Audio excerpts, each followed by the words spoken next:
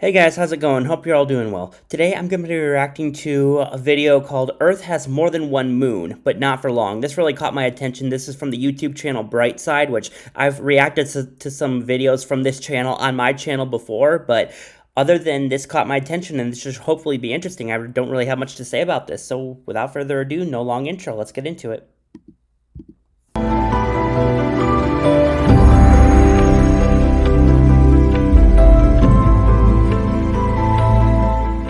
The moon is the second brightest object in our sky. At the same time, among other astronomical bodies, it's one of the dimmest and least reflective. Our natural satellite only seems bright because it's so close to Earth. Yep. For comparison, our planet looks much brighter when you look at it from space.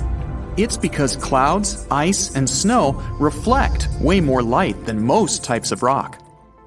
Triton, Neptune's moon, has all its surface covered with several layers of ice. The coldest moon in the solar system, by the way, Triton. If this satellite replaced our current moon, the night sky would get 7 times brighter.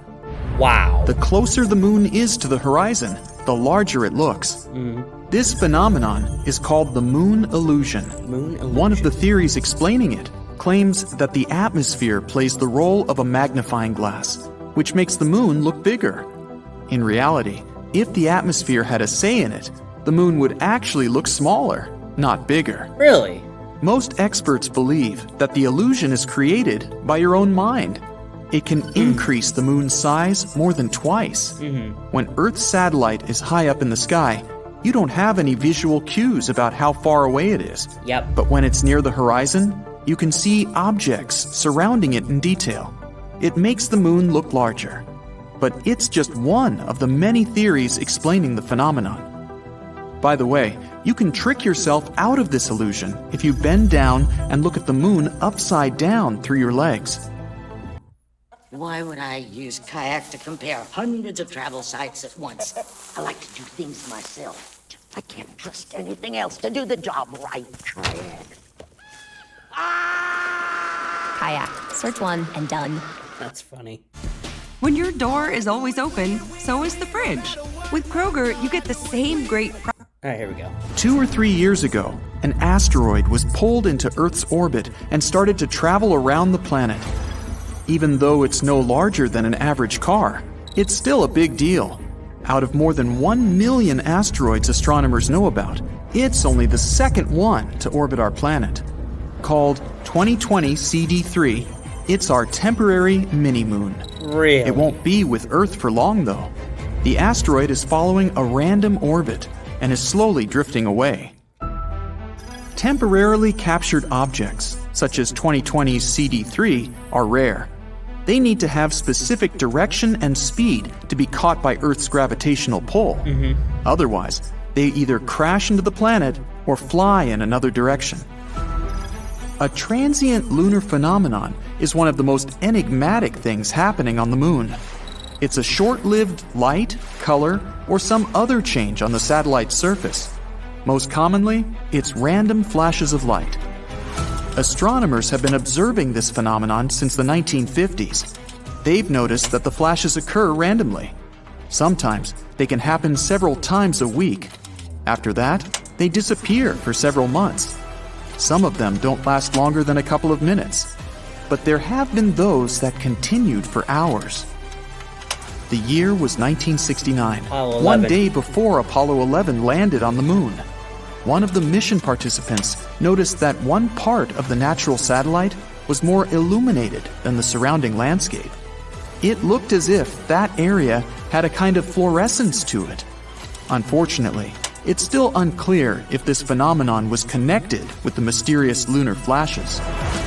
There might be more metals, for example, titanium or iron, in lunar craters than astronomers used to think. Interesting. The main problem with this finding? It contradicts the main theory about how the moon was formed. That theory says that the moon and the Earth were formed basically from the same material, but I'll let him talk. its natural satellite was spun off from our planet after a collision with a massive space object. Yep. But then, why does Earth's metal-poor crust have much less iron oxide than the Moon's? It might mean the moon formed from the material lying much deeper inside our planet. That makes sense. Or these metals could have appeared when the molten lunar surface was slowly cooling down. The moon's gravity is about 17% of that on Earth. Yep. If you weighed 200 pounds on our home planet, on the moon, your weight would decrease to a mere 34 pounds. Wow. You would also be able to carry stuff 6 times heavier than what you can carry on Earth. It would be easier to walk on the moon's surface, but it would be more dangerous too. Your feet inside a heavy spacesuit would sink into the lunar soil up to 6 inches deep. But let's imagine you decided to skip the tedious process of walking by leaping through the air. Then you'd likely lose control of your jumps in no time. Plus, the moon's surface is littered with deep craters. It would be a tough feat to avoid all of them.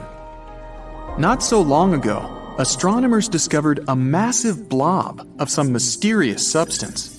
It was hidden under the surface of the moon's far side.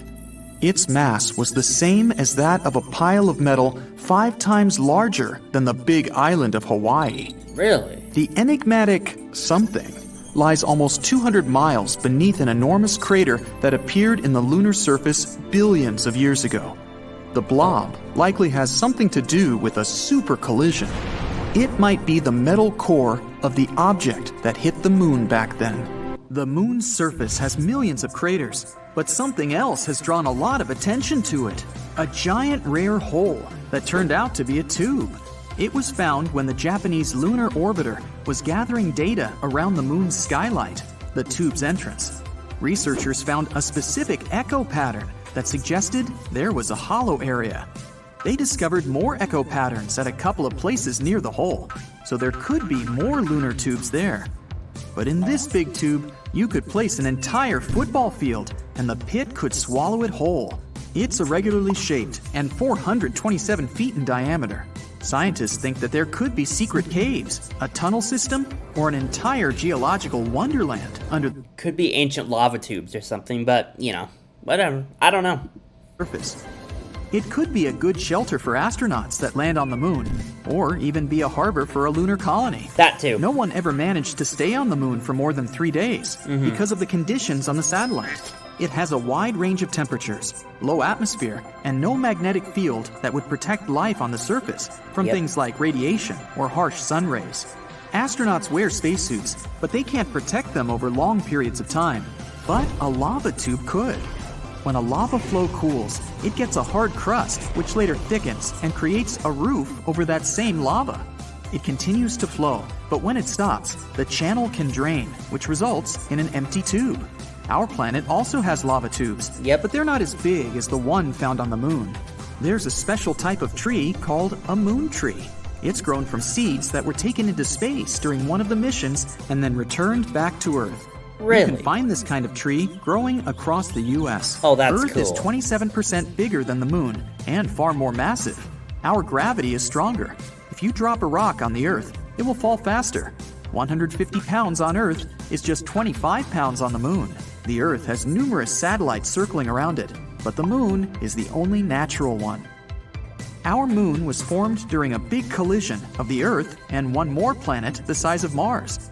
This happened around 4.6 billion years ago, shortly after the Sun and our solar system were formed. After the collision, a cloud of vaporized rock went into orbit around our planet, cooled, and shaped into a ring of small solid bodies. They later got together and became the moon, leaving craters as a reminder of this collision. If you're standing on the surface of the moon, your shadow will be darker than on Earth. This is because there's no atmosphere to scatter light and create lighter shadows. One of Jupiter's moons, Io, has Io. hundreds of volcanoes and Io's the hottest moon in the solar system, by the way. Triton's the coldest, Io's the hottest. Just a few fun facts. eruptions, sometimes sending plumes 250 miles into the atmosphere. Wow. These eruptions happen because of the extremely strong gravity this moon is exposed to. Its insides tense up and relax in those periods when it gets closer to and then further from Jupiter. Kneading it like clay. The gravity of Jupiter and its other inner moons just kind of stretch and compress Io, heating it up like clay in your hands, basically. generates enough energy for insane volcanic activity. It's not just planets, even quite small space bodies sometimes have moons. In 1993, researchers discovered a 20-mile-wide asteroid and its 1-mile-wide moon. You'd need 400,000 moons to match the brightness of our central star, the Sun. The moon reflects the light it gets from the Sun, but it doesn't produce its own. That brightness depends on the angle between the moon, the Earth, and the Sun. Our moon is around 32 Earths away from us, and 29 Earths at its closest. Wow. When the night is dark and clear, it seems like you can touch a full moon.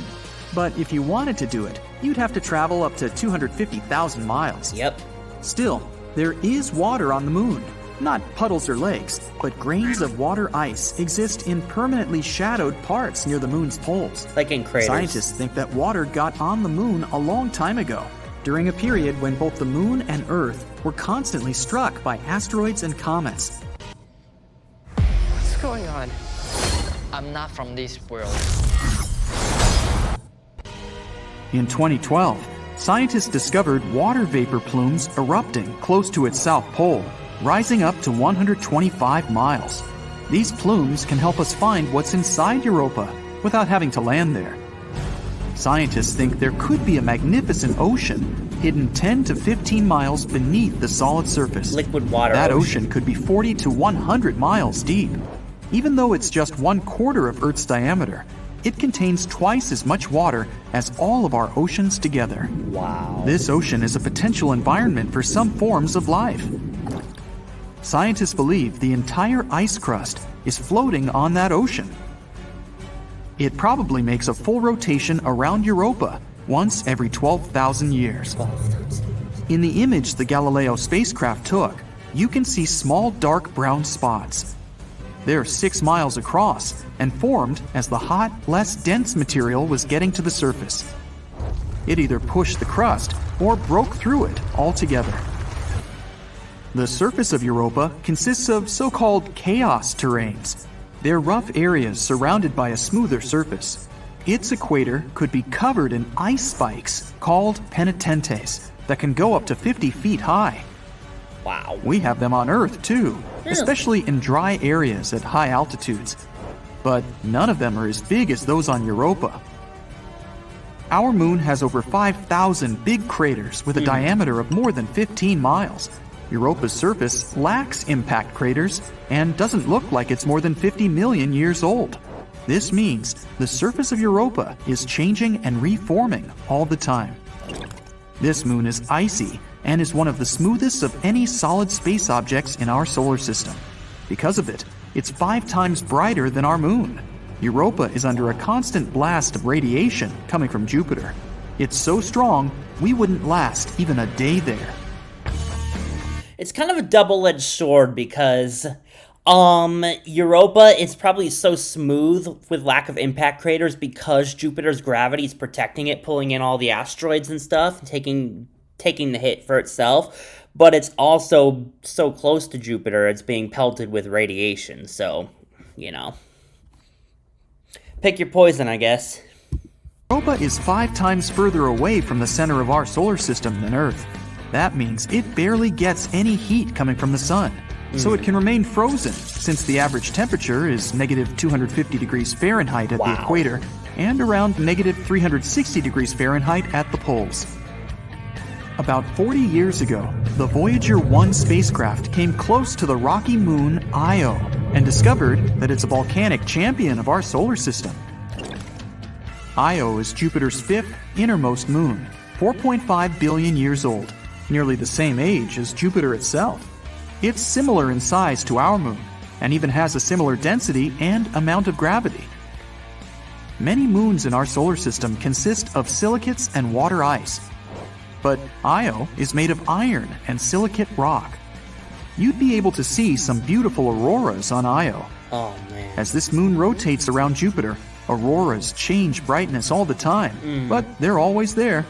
Io is relatively close to Jupiter, almost 260,000 miles above its cloud tops. If you could come to Io and take a look at Jupiter from there, it would appear almost 40 times bigger in the sky than our moon. Stargazing there would be amazing. Io needs 42 and a half hours to orbit Jupiter. Our moon needs almost a month. At some points, Io's tidal bulge can go up to 330 feet. It's similar to what we have on Earth. The gravity of... Yeah, Io, it's kind of interesting because, man, I can't even remember what I was going to say. Sorry about that, guys. Completely lost my train of thought. I'll just let him talk. Our moon causes ocean tides. Io doesn't have an ocean, but the ground itself moves and goes up and down. It's like an elevator taking you to the bottom and then the top of a building with 30 stories. The gravity of Jupiter and its other big moons affect Io, so the solid ground tides on its surface are over 5 times as high as the highest ocean tides on our planet. All this makes Io so hot on the inside that some of the inner materials melt, boil, and try to escape in any way possible. Eventually, it creates a hole in the ground, which then turns into a volcano. Io is the most active body in our solar system when it comes to volcanoes. Io has more than 400 of those, with 150 of them erupting all the time. Some of them shoot their hot gas plumes 200 miles into space. It would be difficult to walk there because we're talking about a pretty intense world of floodplains of liquid rock, huge lava flows, multiple lava lakes, and giant collapsing mountains. Ganymede, the largest moon in the solar system we know of, also has the biggest water ocean. Really? It's 26% greater than Mercury when it comes to volume, but it's less dense. This giant moon has a thick crust of water ice 90 miles deep. There might be a huge ocean of liquid water underneath. It extends 60 miles deep, which is about 10 times deeper than the deepest point in the Earth's ocean. Wow. The Voyager spacecraft also detected polar caps made of water frost there. Ganymede is half rock, half water, including tiny amounts of metals and ice. Its atmosphere is very thin and doesn't contain oxygen. This ocean most likely doesn't contain life. People, scientists included, stubbornly persist in viewing the Moon as its clever official International Astronomical Union name. It's a moon of the Earth, orbiting around the Earth, showing its different phases throughout the lunar month, or moonth, as moon fans sometimes like to call the 29.5-day cycle of lunar phases. Moon lovers' favorite day of the week, of course, is Moon Day. It comes right after Sunday. But back to the science. It's how our school books portray the phases of the moon. It's what people believe now. Notice how the Earth is the moon's center, and how it goes around the Earth in a circular path. This is the geocentric view of the moon.